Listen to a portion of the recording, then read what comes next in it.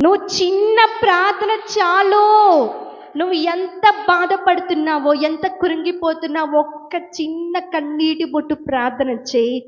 ఆయన ఆకాశములోని చూచిన దేవుడు నీకు ప్రత్యక్షమై నీకు జవాబు ఇవ్వబోతున్నాడు. ఈ రోజున నువ్వు ఎంతగానో ఉపవాస ప్రార్థన చేస్తున్నావు, ఎన్నో సంవత్సరాల నుంచి ఉపవాసంతో కన్నీరు కారుస్తున్నావు, జవాబు రావట్లేదు అనుకుంటున్నావు. ఎందుకు ఈ రోజున అంతగా అనుకుంటున్నావు? విశ్వాసముతో ప్రార్థన చేయి, యథార్థంగా ప్రార్థన చేయి. ఆయన వంగి చూచిన దేవుడు నువ్వు ఎంత కన్నీరు కారుస్తున్నావో క్షణములోనే నీ ముందుండి నేను స్వస్థపరచబోతున్నాడు.